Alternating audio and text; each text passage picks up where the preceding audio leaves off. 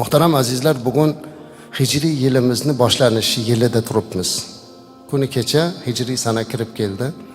Albatta bu Allohning katta marhamati. 1447-yil kirdi. Payg'ambarimiz alayhissalomni Makkadan Madinaga hijrat qilganlariga ham 1447 yil bo'libdi mana. Ana shu mashaqqatli safarni eslab har yili Muharram oyida biz hijratni eslaymiz, Rasulimizning hayotlarini eslaymiz.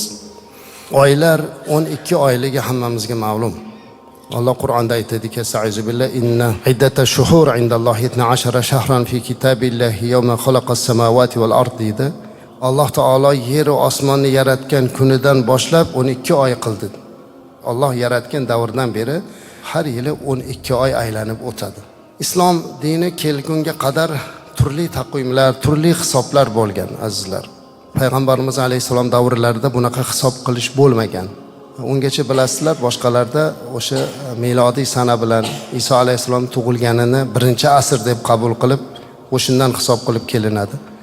Hazrat Umar radhiyallohu anhu xalifa bo'lib turganlarida aytdilarki, bizda ham bir hisob bo'lsa, o'zimizda islomiy bir hisobimiz bo'lsa, unga qarab biz ibodatlarimizni tadorigini olsak degan ma'noda o'rtaga tashlandi.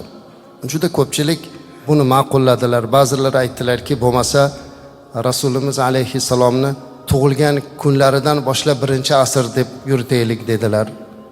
Unga unamadilar ko'pchilik. Ba'zilar aytdilarki, Rasulimiz alayhissalomni vafot etgan yilini biz bo'lmasa 1-yil deylik. Chunki milodiy yilda tug'ilgan bo'lsa Iso alayhissalomni biz endi Rasulimizni vafotlaridan qilaylik deyodilar.